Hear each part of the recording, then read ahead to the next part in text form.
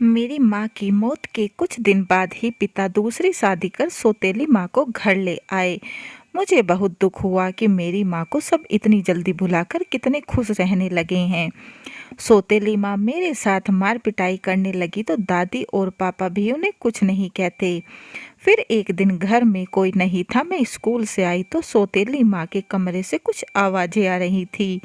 मैंने झांक कर देखा तो मेरे पैरों तले से जमीन निकल गई, क्योंकि वो तो दादी और नानी की लाडली स्वीटी बचपन से ही बहुत जिद्दी हो गई थी।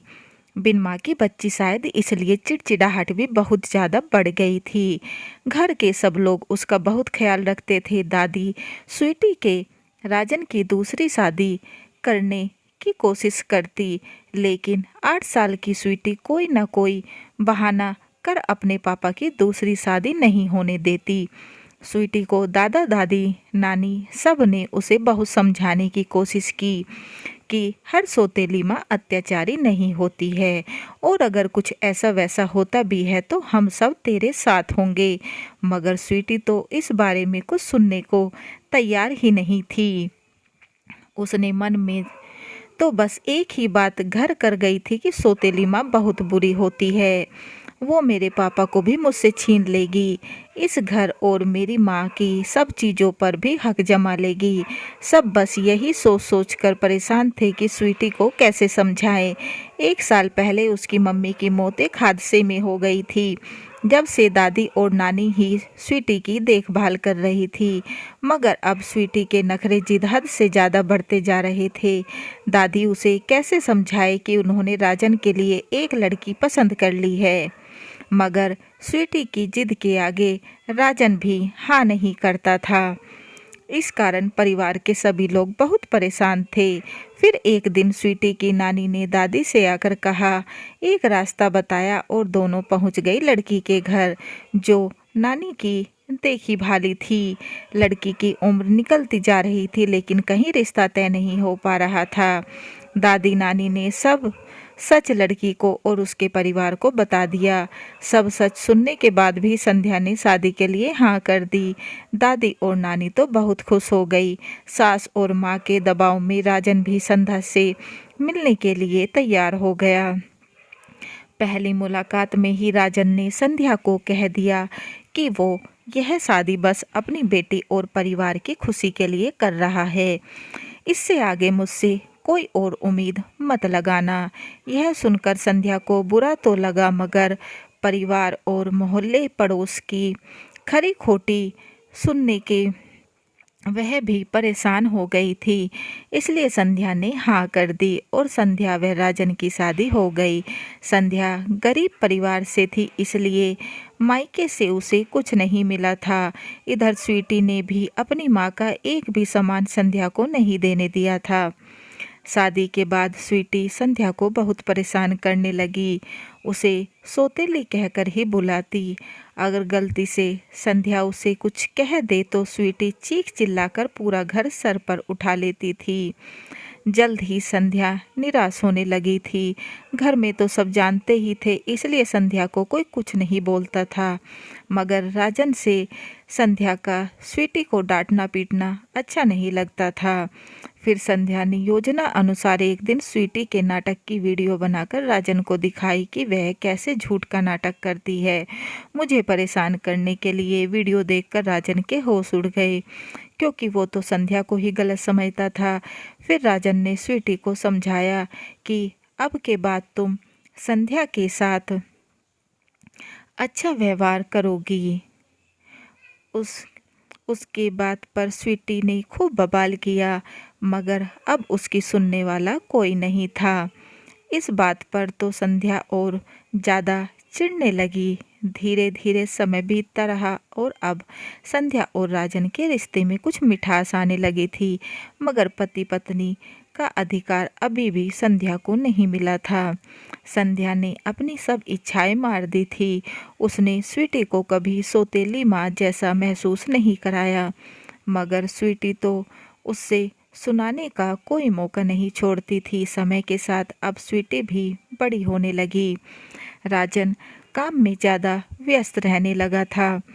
संध्या स्वीटी की हर इच्छा का ध्यान रखती, मगर फिर भी स्वीटी का मन नहीं बदल रहा था। अब संध्या की सास भी बीमार रहने लगी तो वो सास की सेवा में भी लगी रहती। एक दिन सास ने संध्या को अपने पास बिठाकर कहा, बेटी, तेरे आने से मैं घर की तरफ से तो मुक्त हो गई, लेकिन तेरे लिए मुझे बहुत बुरा लगता है। तूने इस घर के लिए क्या कुछ नहीं किया, पर बदले में तुझे तेरा अधिकार नहीं मिला। परंतु संध्या ने मुस्कुराकर कहा, कोई बात नहीं सासू माँ, मैं अपना फर्ज निभाती रहूंगी। उस दिन भी स्वीटी ने संध्या को खूब भला बुरा कहा और राजन के आते ही उल्टा सीधा कहने लगी।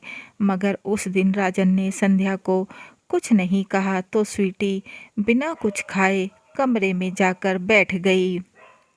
संध्या उसे मनाने गई तो उसने जाकर कहा, बेटी, मुझे तुम्हारी माँ की कोई निशानी नहीं चाहिए, ना उसकी किसी चीज़ पर कोई अधिकार चाहिए। बस जिस दिन तुम मुझे माँ कहकर बुलाओगे वही दिन मेरी जीवन का खास दिन होगा। लेकिन स्वीटी को कहाँ कुछ फर्क पड़ने वाला था। एक दिन अचानक सास की तबीयत ज़्यादा खराब हुई तो उन्होंने राजन को बुलाकर कहा, बेटा, संध्या बहुत बहुत सीधी और संस्कारी लड़की है, उसे उसका अधिकार दे और पत्नी की तरह अपना ले।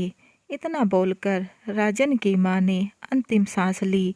माँ की कही बात राजन के जहन में घूमती रही। कुछ दिन बाद राजन के पिता की भी मौत हो गई। फिर एक दिन राजन कमरे में चुपचाप बैठा था तो संध्या ने प्यार से आकर कारण पूछा तो पहली बार राजन संध्या के गले लग रोने लगा। तभी स्वीटी स्कूल से आ गई तो बात वहीं रह गई। शादी के इतने साल बीतने पर राजन ने पहली बार संध्या को छुआ था। धीरे धीरे सब ठीक होने लगा था। राजन और संध्या की दूरियां कम होने लगी थी।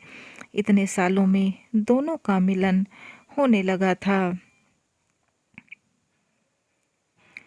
स्वीटी भी बड़ी हो गई तो उसे भी सब समझ आने लगा था। इसलिए वो भी संध्या से थोड़ी सही बात करने लगी थी। सब अच्छा चल रहा था कि भगवान को शायद कुछ और ही मंजूर था कि अचानक एक दिन हादसे में राजन की मौत हो गई। अब संध्या और स्वीटी ही एक दूसरे का सहारा रह गए थे। जो कुछ जमा पूंजी थी बस उससे ही घर खर्च चल रहा था।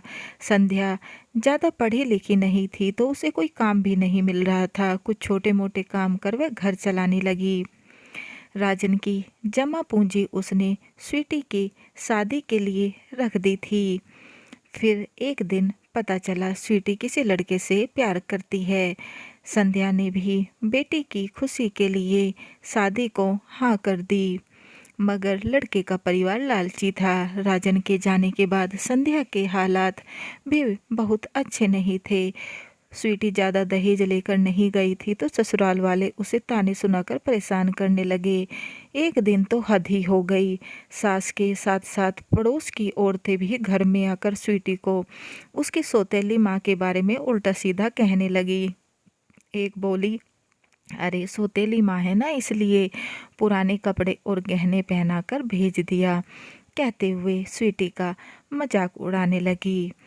माँ की उतरन ही लेकर आई है बस।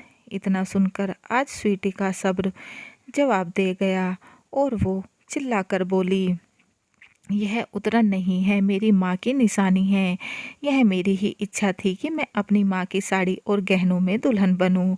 और मेरी संध्या माँ को गलत बोलने की तुम्हारी हिम्मत कैसे हुई?